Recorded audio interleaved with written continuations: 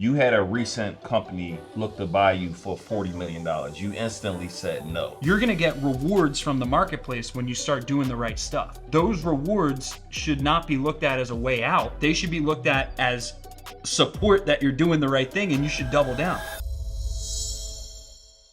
It has to work or it has to work. Welcome to another episode of Circle of Greatness. I am so excited about this episode, y'all. I'm literally bringing you one of my most intense friends. I'm gonna be honest, like probably top 3 most motivating friends in my life.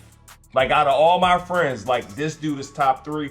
And the biggest reason why, because every time I talk to him, I'm not doing enough. I'm not playing big enough. Turn it up more. And he does not take any excuses that I try to give. So I'm excited to talk to my guy who I know he's gonna at least sell one of his companies for $1 billion. My guy, Bill Hauser. What's up, bro? Let's go, man. Yeah, man. It's time. It's time, man. I'm ready for this. Yo, you are intense, bro. I just gotta say, I'm proud of you. I remember when we were at our apartment years ago. Yep. We first met. I don't remember what happened, but I know we were at our beginning when we first met. Yeah. Like, I really remember, like, you were actually coming to me. It was like, you weren't making more money than me at the time, I don't believe. And I gave a bunch of game on something. And you take things with such intensity and just take it to another level. Where is that derived from? Just your intensity is like nothing I've ever seen. Yeah. So I operate with a sense of extreme panic that I'm going to be the delusional person in the graveyard. I'm going to be the delusional person who had all these big ideas and, oh, we're going to do this. We're going to take this over. We're going to do, and then nothing happens. Yeah. And I saw that happen in my upbringing. So I am scared of not implementing what I learned because I saw my family go bankrupt in 2008. I saw a lot of big ideas that were thrown around in my family and not a lot of execution. So when I got started in business, I told myself that my say-do ratio was going to be 1-to-1. What I say I do, I'm going to actually do. Wow. I'm not going to allow delusion in the business model. I think there's a little bit of delusion that's required to think really big, right? But your words should be matched in your actions rapidly. I think this is what I got wrong before I started my business was my actions took way too long to catch up to my words. Now it's like if I say something, I want it done in 24 hours. I want it done in 1 hour. Yeah. I mean, before we started filming this, I want it done in 20 seconds. Yes. Right? Yes. I can't think of a better habit than that. Yeah. So say and do, like the thing that you say you want. But how do you do that when your goal is, what's the financial goal? Because I know you know it vividly. What's the financial So target by 2026, our company will do $256 million in annual recurring revenue. Not just revenue, annual recurring revenue. Yeah, by 2026. Yep. 256 million. And then I haven't committed to what the goal is past 2026. Yeah. It's certain that I know you're going to hit that target. I haven't seen you not hit a target that you haven't. That anything you say you do, but you said something though. You said the say and do ratio. I want to make 256 million. You won't do that tomorrow. So are you basically saying everything that I say I need to do because it's in alignment with that goal? Because some things is, I need to make $1 million tomorrow. Like I got it, but what if I don't? So I'm like. Yeah, so I think the $256 million by 2026 goal is broken down into multiple years of Excel spreadsheets that then my financial goals for 2023, 2024, 2025, and 2026 are already documented. I already know how much I'm going to make for the next 4 years, 3.5 years. And so it's measuring myself to the controllable and the now and the current plan. So my current plan that I'm operating on is only a $30 million plan because that's where I'm at right now in my business, right? Once I graduate and hit the 30 million mark, which we will this year, then I'll graduate to the next one, which is 70 million. Then I'll graduate to 140, and then I'll graduate to 256. So I look at every phase as almost like chapters in a book, and I'm not going to read the rest of the book until I finish this chapter. And I'm pretending that each sentence, each word in each sentence of the chapter that I'm in right now are the actions I'm taking today. Wow. That's good. That's good. I love it. Let me ask you this. So you had a recent company look to buy you for $40 million. You instantly said no. Mm-hmm. Most people would have took that money and ran. Is it because of the vivid vision of the 256 is coming? Like, why didn't you take the money? So somebody on here like, Bill, you crazy. I would have took that money and got out of here. Yeah, like everyone has a number, right? Yeah. So, I mean, if you were to ask yourself or anyone, what's your number? You're going to hear 1,000 different answers. Yeah. Everyone has a different number in their head of what they think their business or really their wealth is worth to them, right? So for me, I basically decided when I started my company, I'm going to spend a decade on this business. Yeah. And for me to cop out on something I pre-negotiated with myself, I already signed a contract with myself that I'm doing this for 10 years. Yeah. I would be going against my own identity and my own word against myself. Yeah. So it has nothing to do with the money that I was offered for my company. It has to do with keeping my word to myself. And I didn't consider it because, if someone, in 4 years in business offers you that amount of money, all that tells me is what I'm capable of. Mm. All that told me is a little bit of validation that I'm on the right path. So I looked at that as fuel, not as a way out. And recently, actually, this was like 2 months ago, I had a venture capital experience guy tell me that he thinks our company is worth 70 million, right? And that's only not too long after I was offered 40. Right. So it goes to show that when the marketplace starts rewarding you for whatever it is you're doing, right? No matter where you're at phase 1, you're at phase 101 in your business journey, you're going to get rewards from the marketplace when you start doing the right stuff. And those rewards should not be looked at as a way out of what you're doing. They should be looked at as support that you're doing the right thing, and you should double down. When Patrick Bet-David sold his company, how much you sell it for? It was like multiple hundreds of millions. He had put in his bank account one day when he was on vacation. And he said as soon as he looked at that money in his bank account, all he could think about is, gosh, what could I use this to build? Yeah. Because when you get into a flow of momentum in your life and your business, like the traits that got you to one point of success, they don't just stop one day when you arrive. Yeah. It's not like one day, okay, I made it, and now I'm going to turn off all my successful habits and just become complacent and go live on a yacht and, put my feet up on the table and chill. No, those habits don't go anywhere. The person you become on the road to success is the person you become. Right. And you're going to live with that new identity, and that's exciting. And you shouldn't run from that identity. That's why I don't believe in finish lines. Yeah. I don't think anyone should have a finish line. Like, you should have a finish line maybe the day you die. That's a good finish line because you can't really do anything past that point. Yeah. Right? But finish lines, they don't exist in life. Right. They're all just milestones. Right. And there's a difference between ambition and finish lines, okay? Ambition is never ending. I have ambition for growth. Ambition is a personality trait. A goal, this is why goals sometimes are misunderstood by people. Like, once you reach a goal, there's nothing worse than success without fulfillment. I reached the goal and didn't really feel anything from it.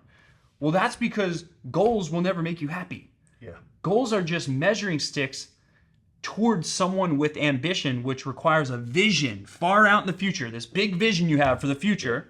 And then you have these goals as measuring sticks on the way to the vision. And as soon as you get close to that vision, right, you should be expanding that vision. Yeah. You shouldn't just be stopping.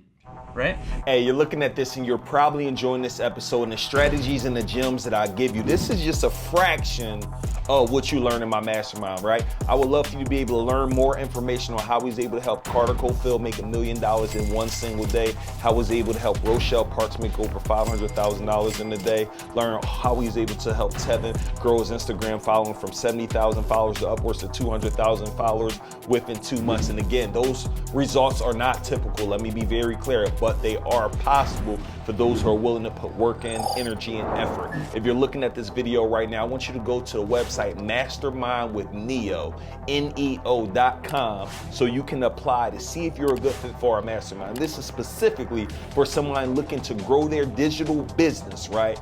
Even though y'all probably even know David Shan, Sleepers for Suckers, he's inside of my mastermind. You probably know Sonya, the student loan doctor, he's inside of my mastermind. You probably know Darius Daniels, he's inside of my mastermind. Those are just a few more people who are absolutely crushing it as a result of being inside of the community. So listen, if you're looking at this, right, and you're probably looking at the episode like, man, you're dropping so much gems, but can you imagine how many gems you'll get when you're actually inside of the environment, when you're tapped into the community? What I want you guys to go to right now is mastermindwithneo.com, so you do not miss out on your opportunity to get tapped in. You will have to apply, you will have to get on the call, and hopefully you make the cut to be a part of what we got going on. I'll see you on the inside. Let's get back to the episode. So what's the framework for building the vision? So I'm struggling right now with just getting a vivid and the clearer vision, because like I'm not crystal clear. Like you're crystal. Yeah. I'm not crystal. I look at your Instagram every day since I know you. Every day you're up at 4 or 5. You're writing certain things down. It's like you're reading certain, like how do I go, like what is the framework? Because I'm sure if I'm not 100% crystal, a lot of people watching this isn't either. What is the framework you're using to create that vivid or crystal vision that you have? Well, it's very specific. So the way there's the mindset and then there's the tactics. So the tactics of creating the vision is, I'll give you exactly how you do it. Yeah. You carve out 2 Saturday or Sunday mornings for a half a day. So let's say you go from 9 a.m. to 1 p.m., right? And you take off your shoes, you walk through a big grass field with no one, just by yourself and a notebook and a pen. And you ask yourself one question, which is, if I had no limits on my abilities, what would be true for me 3 years from today? If I had no limits on my ability, what would be true for me 3 years from today? So you're looking to tell yourself future truths, okay? So the difference between visualization and goal setting is visualization is actually stepping into a future as though it's real. And then you're basically claiming what it exists in that future picture. Yeah. Visualization. Okay? A vision is visual. And when you look at Olympic athletes, they did studies on this. The people who can consistently actually win the Olympics, they're not typically working harder than second and third place, but they have a different belief system than second and third place. They're believing a different standard than their competitors, and they're seeing a different level of excellence than their competitors. Practice doesn't make perfect. Perfect practice makes perfect. And that's what visualization science is, right? So you walk around in this field, shoes off, notebook. You ask yourself this question repetitively. What's true in my health? What's true in my family? What's true? Again, the key is no limits on my abilities. That means you can't have a limit on your finances. You can't have a limit on I don't have the time. No limits. What would be true for you? It's a scary question because you go into a place where you're like, holy crap, if I write this down, I might have to actually do it, right? And that's scary. Yeah. So you write this down and you end up having this mind mapping of a plan. It's not really a plan at this point. It's really just a mind map of everything that could be true for you 3 years from today. Then on the second Saturday or Sunday morning you do this, is you start bucketing. So you start like kind of drawing circles around a little piece of what you put on the notebook, and you start saying, okay, well, this is kind of like my finance bucket, okay? And this is kind of like my business bucket. And this is kind of like my health bucket. And this is my family bucket. And this is my relationships bucket. And this is my social media bucket. And then so you start gaining clarity around 5 to 7 buckets of what that vision is. And those buckets end up becoming sections of your future vivid vision document. So then the third step is you pull out a Word document, you take what's in your notebook, and you can do this, or you can assign this to, someone else to just type it out, and you start categorizing your vision, and then you send that Word document to a designer. You can hire someone on Fiverr for $5 or $10, and they'll design you a pretty looking document that shows and claims exactly what your vision is on paper in PDF form. Yeah. Right? So I have a personal vivid vision document. I have a business vivid vision document. I've done 2 business vivid visions for my company SMB Team. I've done 1 personal vivid vision. And then my third one is I created a new company, which is a virtual assistant company, and I went through the same exact process. Yeah. I just all I did for that company, which is, started, and that's 18 months ago. Placement for lawyers, right? Yep. Virtual assistants. Recurring. Yep. Recurring revenue. All the same business principles in that business. Mm-hmm. And all I did was, the business is 18 months later already doing $500,000 a month on recurring revenue. It'll be around an 8-figure business by the end of its second year in business. And all I did was, create the vivid vision document for that business. I don't operate it, right? And we have a CEO for that business who runs the entire company. That's so you acquired it, though. You acquired the CEO, right? It was a partnership, but a partial acquisition. Yeah. But the point is that you start tapping into your unlimited potential when you learn the art and science of vision setting, right? So 4 examples of vision setting. Now, the reason people don't claim their vision into reality, I think, is it is the ultimate vulnerability. Yeah. It's the ultimate level of putting yourself out there publicly and documenting it with no room for misinterpretation. It puts yourself on this open microscope lens to everyone around you, right? And that's scary, because what if you don't reach it? What if your goals were too big? What if the first year after you roll out your vivid vision, everything goes wrong? What, is everyone gonna ostracize you and not believe in you as a leader? That's really the fear that I think holds people back from this. But if you don't focus on the fear, I see people have breakthrough success by claiming their vision, putting it on paper like this. And now in our company, every employee, we have I think we have 80 employees now full time. Great. And this company started 5.5 years ago. It was just me, right? And every single one of our employees has read this document, and every person that we interview that gets put into our interviewing process. Talk to me about the interview process. They have to read the vivid vision. So I don't want to have someone join my company and then find out we were something different after they join our company. That's good. So I want to scare them away. Yeah. That's my goal. Yeah. So tell me about it. I want to hire. So again, the goal now for me, and I was saying I want to do 100 million, but I wasn't saying the key though, which you just broke down. Wait. You want to do 100 million?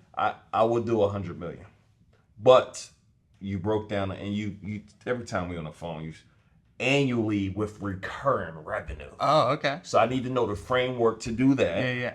But I want to know before I get to that point, I gotta hire top talent. Like, you're extremely good at hiring the best people in the world. I know it has to do with paying the best also, but it also has to do with it's vision though too. Vision too, but you're not hiring you in 7 days. Yeah. So walk me through the interview. Yeah. Okay. Well, it's okay. You will never see a Super Bowl winning team with the worst players on the team. This is the biggest hurdle for entrepreneurs to understand, is your business's growth will be directly correlated to the talent of your team. The hardest thing about being an entrepreneur is when you start as an entrepreneur, it's all about you. It's all about your performance you being productive, and when you become a head coach or a GM in business and you actually become a business owner rather than a doer, it becomes about the quality of your team. And that requires you to swallow your ego, right? Because entrepreneurs, let's face it, they have a little bit more ego than the average person. To go out and think there's 30 plus million US businesses, to go out and have the delusional belief that you're going to create the 30 million and one business because it's needed when there's already 30 freaking million businesses, shows that you have a little bit of extra self-confidence. That's a good thing, right? But it's a bad thing when you get to the point and you want to grow an enterprise, right? Because you have to become the dumbest person in the room. Now, you got to be on top of everything, right? You and I both know this. You got to be on top of everything all at once. That's why people with ADHD thrive in business. Because business is being aware of 15, 20, 30, 1,000 things all at the same time and still going to bed like a baby at night. Right? Because dude, I had more anxiety in my life when I didn't have 1,500 things going on. Because what am I gonna, my brain is so fast paced. If I don't have 1,500 things to focus on, I'm just gonna start talking crazy to myself, right? So I'd rather talk crazy to 1,500 things and then I don't talk crazy to myself. So to answer your question on the attracting top talent, the first thing to understand is your vision is going to be the number one asset. Great people do not want to join a company that's not going places. Okay? That's the first thing. So that's good. When people say that I can't find great people, what they're really saying is I haven't either A, built a high growth company, or B, I haven't shown the marketplace that I built a high growth company. That's what they're really saying. Because great people join high growth companies. Why? Because great people want growth potential. Jack Welch, the former CEO of GE, wrote a book called Winning. And in that book, he says that the number one question to ask someone during an interview is, why are you leaving your prior job? Okay? And the reason you ask that question is because if someone says they're leaving their prior job because, boo-hoo, my boss wasn't good, or the company wasn't da-da-da-da, or I wasn't making enough money, those are all externals. That's a victim complex, right? Someone who says, listen, company I'm at is actually pretty good. I'm just not growing fast enough. I need to be unleashed. That's what you want to hear. So every time we hear that in an interview, we lean into that. We're like, this may be an A player who's being held back, right? So that's the number one interview question. The number one thing that's going to sell them to leave their current opportunity, because all the best people are already employed. So it's really a sales pitch for them to leave their current opportunity for something bigger, right? And the vivid vision is the way that I articulate that to people. So the first thing I have people do in our interview process is I have them read our vivid vision. How long is it? It's 6 pages. Send it to me so I can read it. So if you go through a screening interview with us, you have to read the vivid vision. I don't care if you're the former CEO of Coca-Cola. If you want to be considered to work here, you have to read the vivid vision, and you have to make 2 videos after you read that vivid vision. You have to tell me, A, what were your biggest takeaways from the vivid vision? And B, how do you, in your role that you're about to join here, intend to make that vision come true? I need 2 30-second videos on that from you. So we use a tool that does that, so they can just click from their email and send us the video. And that's revolutionized our entire interview process. Wow. But that's good. You can't, one big mistake that people have is they think they can fully delegate or automate the interview process. Bull. You can't. Like, you got your HR people handling all of this. You need the highest energy person handling your employee recruiting. Like your level of energy. Yeah, man. A little bit less. Yeah. But we send them, because we've had great people who join our company and then they get to know me a little more and they're like, I don't know, man. I'm like, so now we send them videos of Bill where I'm hyper. We send them the vision. We send them examples of meetings we hold in the company so they can self-select in, do I want to be a part of a culture like this? And if you don't like me, great. Yeah. Let's figure that out before you join, and then we have to fire you. Yeah. Right? That's good. No, that's powerful. No, that's that, and it's so funny as you're one of the people that initially told me about acquisitions, right? Or, you've been buying and partial buying companies, and I'm leaning towards I've been acquiring stuff silently, but you just said something great. It's like I realized, let me know if this is a mistake, man. I hired a lot of people for potential, for like, yeah, I think they can figure it out. Like one of my HR, yeah, they got transferable skills. So they weren't really doing what we do, but they was doing something similar over here. I realized I just need to go only hire. I put up a post the other day. I'm looking for a social media manager that is currently doing social media management. Like not versus somebody who got love for social media. And this is lower level stuff, but I'm just saying, what's your thoughts on no, that? I got you. So I'll give you the level of specificity that we look for in our recruiting, okay? Yeah. So we had someone who built a TikTok account to 500,000, a YouTube channel to 500,000, and an Instagram to 500,000 from scratch. I need that person. And we didn't hire them. Okay. And the reason we didn't hire them is because they had that level of experience. They actively built 3 separate channels, okay, from scratch, and still they didn't meet my hiring requirements. Wow. My hiring requirements were, I'm only considering you if you did this in B2B. Yeah. Okay? Right. Yeah. Because I sell B2B. I don't sell business to consumer. Yeah. Okay? So we said no to someone who scaled 3 different channels past 500,000. Yeah, well, let me get the info. But go ahead. Yeah, I'll send it to you Yeah. because they're out of our interview process. Yeah.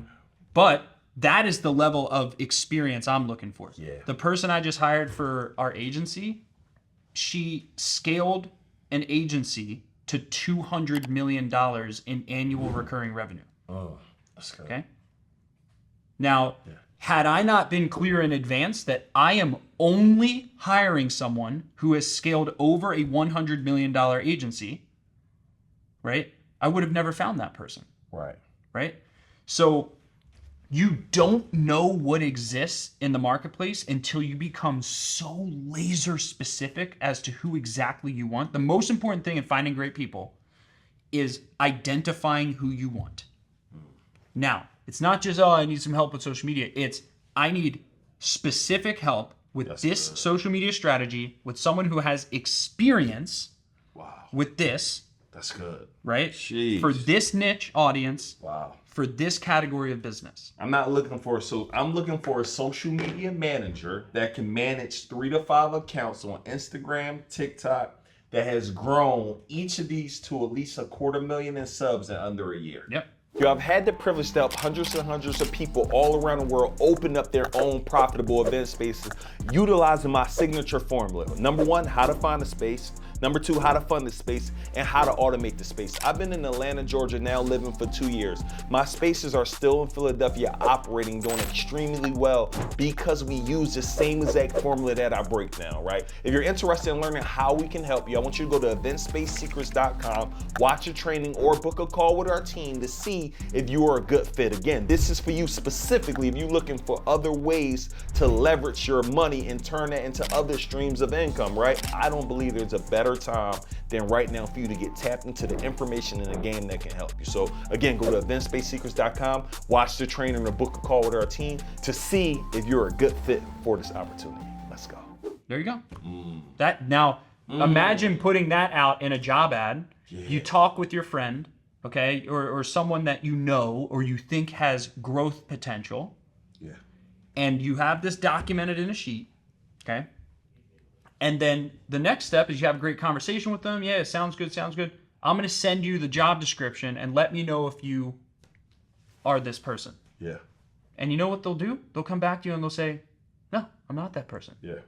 Okay, no problem. This is what I'm looking for, though. But we'll figure out, if there's our paths cross in the future. That's what it was, but I'm not specific enough.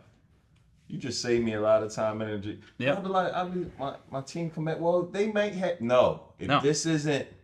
They're called non-negotiables. Bro's like, we're an 8-figure company now annually, and I'm like we are hiring an accountant or a firm. Somebody. I'm like, what's the most you manage? About $1 million. Well, this probably won't work. No. Because managing a $1 million business and a $10 million business is two separate. Completely different. Managing a 10 million and a 100 million. And if your vision is 100 million, you should be hiring someone who's managed a $50 million business. Yeah. Right? Otherwise, they're going to be out of a job. If you hire someone who only managed a $10 million business and you're already at, let's say, 10, just as keeping the math simple, then they're already out. They're already at their capacity of skill. Yeah. So you need to. The key is hiring people who are steps above where you're going next, and that's why it all comes back to vision. Because if you don't have absolute searing faith in where you're going, then you're not gonna pre-hire people to that vision. Yeah. You're gonna let whoever comes in, and then this is why businesses don't scale, and this is why businesses become dependent on the owner's talent, is because you build a team of helpers around you instead of an autonomous functioning team that can run with or without you. It's hard. Me in my face right now. It's hard, man. I'm only speaking from my own experience. Yeah. So we talked about giving a vision. So essentially, everybody, you just go find them from a different company. I'm not hiring nobody who's not I'm looking for a job. No, I'm only getting you if you're already at a company. Correct. So, for example, if you're building a sports team, would you let people apply? No, exactly. Wow. Right? Yeah. Like, you already know who the best is. So the key is knowing who is the best. That's the key skill. Yeah. So you need to do secret shopping. I have a top secret hit list of my competitors, and I already know who the top performers are in all their companies. Wow. So that is, this is war strategy, man. We are in battle. It's not personal if I know that person either, right? It doesn't. Okay. No. But that's the intel, man, is I want to know who are the best players. And the problem with business is there's not a public player scorecard. I can't go look up who had the best passing ratio, I can't look that up publicly. So I need to find a way to create my own player scorecard. Yeah, that's good. Yeah. Let me ask you this. So we 100 million annual recurring revenue. That's the next phase, right? Yeah. I'm on time. Yeah. So what are the steps? Like, you've been banging me in my head on just recurring revenue, and I'm focusing now on it, but what are some critical keys to making that money recur? Like, you got about a 90% renewal rate on your different programs, as well as you also just quickly grew your VA company to 500, and it wasn't there when it started. So what are some frameworks or some things that are non-negotiables in building recurring revenue businesses? Yeah, so the recurring revenue model is like, I'm on the far end of the spectrum with this. I avoid all cash collection strategies because I believe there's a downstream effect on that in my current business model. Cash collector strategy. What do you mean? So cash up front. Like, hey, 30 grand. No, give me 30 grand up front. No, I'd rather take the 3 grand a month for 12 months. Right. And the reason is because the accumulation, the snowball effect, right, is the closest thing that you can find if you're not an investor to compound interest, right? So I want every dollar of revenue I bring in year one to become a baseline for year two, so that everything I sell on top of that becomes additional, right? So working backwards from that model, if I sell, let's say, $10 million in a year, and none of that recurs in year two, right? Then I have to start from scratch in year two, right? If I sell $10 million or $1 million or whatever in a year, and just 50% of that renews, right? Holy crap, I have a whole different line of playing field there, right? I can now sell the same amount I did last year, and my business grows 50%. Wow. Right? Just nothing changes. And the valuation. Right. The value. What do you think the value of a company that nobody sticks with, no one buys multiple times from, no one sticks with is? It's garbage. None. There's no value in a company like that. So the question I think people need to ask themselves is, am I in the wealth game or am I in the high income game? Right? And either one is fine. I know people who make 20, 30, 40, 50 million a year. I know some attorneys that we work with that do that. And it's all dependent on them. And that's cool, man. You can take that 40 mil and you can put that into commercial real estate, and then that's technically recurring long-term, recurring revenue. It's value-based revenue. Yeah. You see Grant do this, right? Yeah. Grant created a big personal dependent brand, channels that into real estate, Yep. created a huge net worth. So I'm not saying the high income game is not the right game. It's just not what I chose for myself. I chose the wealth creation game, and you can create wealth with high income if you put it into passive income I assets. switch my mind because I'll be wanting the cash collected. Like I want, Yeah, and I'm like, well, I'll just go get it again. yeah, But it winds you in a lot of businesses. It makes you gotta hustle every day though. yeah.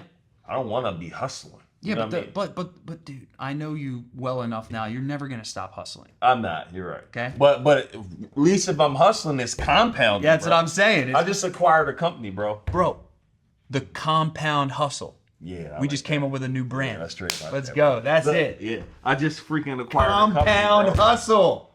Bill, I acquired a company. It's doing about $20K a month right now, but none of it's recurring. So these businesses that I acquired, I instantly go in and try to figure out how to add value. We just finished out the back end. Now it's going to go switch to all recurring. And I'm like, imagine that 20 compounding every month. It changes the game. Yeah, it does. But it's a harder business model because Yes. if you're really good at sales and marketing, you can get people to sign up for expensive stuff, right?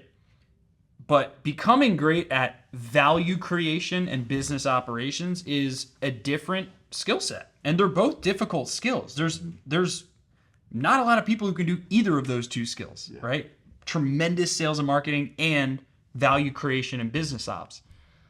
But if you learn both of those things, you're going to be a billionaire. I mean, it's hard. And for someone who is a great speaker and creative and outgoing, this stuff's hard, man. Yeah. It takes discipline to learn the business ops stuff. But I look at it like any important skill. Like, for example, no baby is born knowing how to speak. Yeah.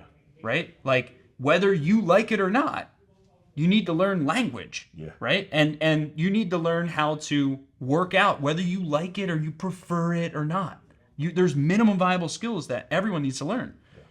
The question is, if you're talented, are you willing to still humble yourself and learn things in which you're not that talented, but are required for success? This is why when people say, like, go all in on your strengths, I agree with that statement. I agree you should go all in on your strengths. And I agree you should be aware of those minimum viable areas that will make you extremely wealthy, right? Let's say your strength isn't looking at profit and loss statements. Yeah. Let's say, it's not right? Yeah. It's not mine either. Yeah. So let's say you want to build $100 million net worth, okay? And you can't read financial statements. You better sack up and learn financial statements. Yeah. Because otherwise you're shooting from the hip on multi-seven-figure decisions. Yeah. So this is a price we need to pay as CEOs to deserve wealth, right? Another one, there's a price we need to pay as CEOs to deserve to be a leader. We can't just, and again, you saw me before this interview, okay? My go-to mode of communication is what I call drive-by delegations. Like a drive-by shooting, drive-by delegations where I go, I tell someone, hey, we should really do this. Okay, I gotta go. Too busy. Yeah. That's a drive-by delegation, right? You do that all the time. Well, that's my go-to mode. But I had to learn skills around project management and delegation. Like true delegation, project planning, really articulating my thoughts. Like not just saying, oh, we got to get more targeted with our marketing. We're getting unqualified people reaching out to us. That's drive-by delegation. Hard strategic thinking is, okay, I'm gonna spend some time alone. I'm gonna look at the last 100 people who came into our marketing funnel. I'm gonna really see common denominators of these people. I'm gonna come up with my own conclusion. I'm going to create a separate document. I'm going to articulate my thoughts in ordered fashion, insights, and then I'm going to create a proposed course of action, and I'm going to assign who's responsible for this project, and then I'm going to assign a deadline to that project. And then I'm going to have a one-on-one meeting with someone, and I'm going to brief them on this project. I'm going to hand it to them and say, here's what needs to happen. Here's what I learned. Here are the action steps. Here's the deadline, and you're responsible for it. What questions do you have? Wow. That's delegation. Wow. Now, believe me, Whoa. entrepreneurs like you and me, Yeah, it's hard. that is not fun. Yeah. But I won't get any excuses with that. No. Yeah. You signed off on this. The outcome was clear. Yeah. You told me you're gonna get done by this day, right? And either it does or doesn't happen. Hey, Bill, listen, this part one, we got to come back, man. Man, thank you so much for taking time to really just jump on here, bro. Like I'm telling y'all, this is one of my most intense friends, but not many people motivate me and make me want to get better like this guy with sales, with marketing, with my team, bro. So thank you, bro. Let's go.